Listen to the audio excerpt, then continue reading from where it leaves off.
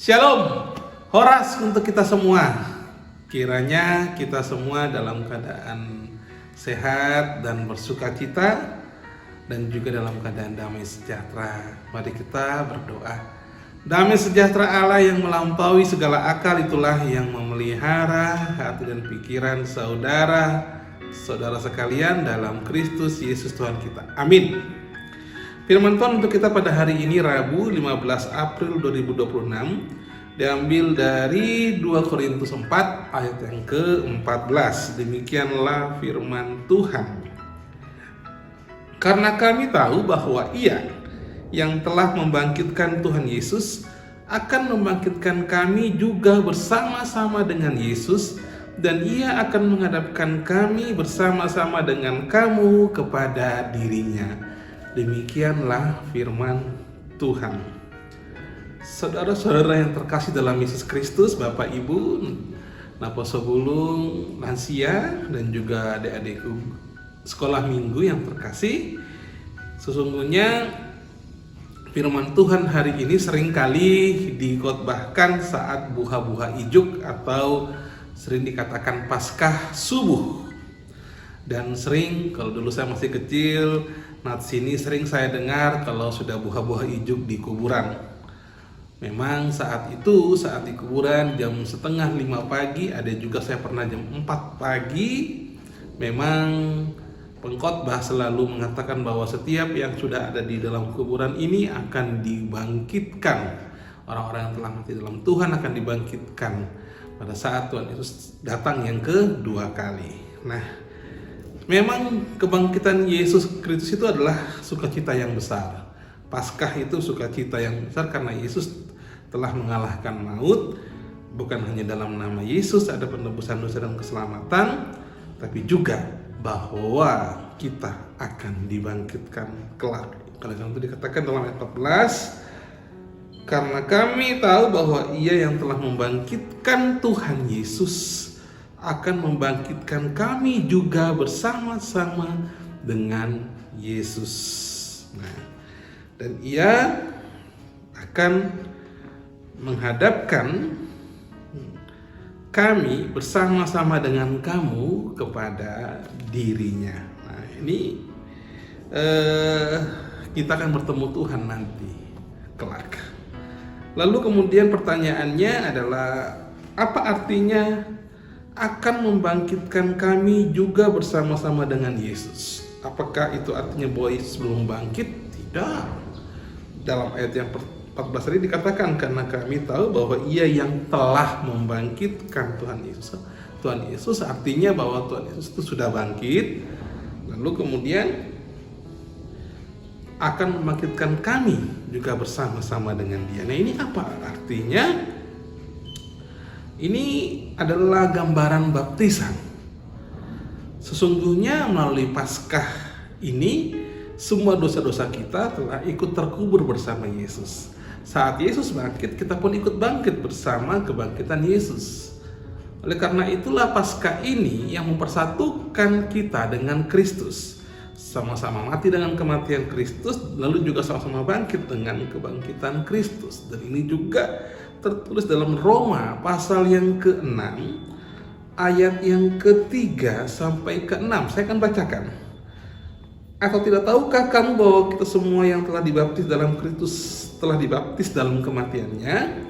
Dengan demikian kita telah dikuburkan bersama-sama dengan Dia oleh baptisan dalam kematian, supaya sama seperti Kristus telah dibangkitkan dari antara orang mati oleh kemuliaan Bapa, demikian juga kita akan hidup dalam hidup yang baru.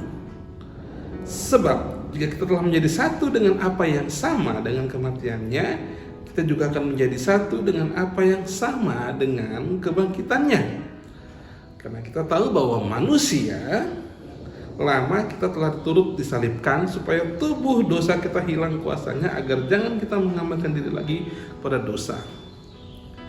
Jadi di sini dikatakan lagi di ayat yang ke-10 dalam Roma 6 ayat yang ke-10, sebab kematiannya adalah kematian terhadap dosa, satu kali untuk selama-lamanya, dan kehidupannya adalah kehidupan bagi Allah. Dengan demikian, kalau kita melihat ini, maknanya sangat dalam sekali. Secara fisik kita nanti akan mati. Keluarga kita juga yang telah mati dalam Tuhan, pasti kita akan dibangkitkan nanti bersama-sama dengan mereka yang telah mati dalam Tuhan. Namun di sini makna yang sangat dalam adalah bahwa hidup kita yang telah dibangkitkan bersama-sama Yesus saat kita dibaptis adalah hidup bagi Allah di dalam Kristus Yesus. Hidup bagi Allah dalam Yesus Kristus itu adalah hidup yang telah dimerdekakan dari dosa. Hidup bagi Allah dalam Yesus Kristus juga adalah hidup yang telah ditebus dari dosa. Dan artinya hidup kita telah diperbaharui. Oleh karena itu hidup kita nggak sama dengan orang-orang yang tidak percaya Yesus. Hidup kita harus menjadi pancaran kasih Kristus karena kita telah dibangkitkan bersama-sama Yesus.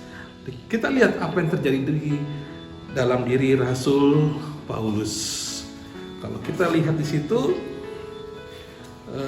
pelayanan Paulus itu betul-betul luar biasa. Dalam 2 Korintus pasal yang keempat, kalau saya bacakan di sini ayat yang ke-9, ayat yang ke-8, dalam segala hal kami ditindas, namun tidak terjepit. Kami habis akal, namun tidak putus asa. Kami dianiaya, namun tidak ditinggalkan sendirian. Kami dihempaskan, namun tidak binasa. Kami senantiasa membawa kematian Yesus di dalam tubuh kami supaya kehidupan Yesus juga menjadi nyata dalam tubuh kami. Ini luar biasa pelayanan Paulus yang dia dirajam, disesa, difitnah, dianiaya. Namun satu hal, ketika Paulus menyadari bahwa telah dibangkitkan bersama-sama dengan Yesus, bahwa segala penderitaan yang dialami itu penderitaan itu adalah yang ringan. Kalau kita baca 2 Korintus 4 ayat yang ke-17, sebab penderitaan ringan yang sekarang ini mengerjakan bagi kami kemuliaan kekal yang melebihi segala-galanya, jauh lebih besar daripada penderitaan kami.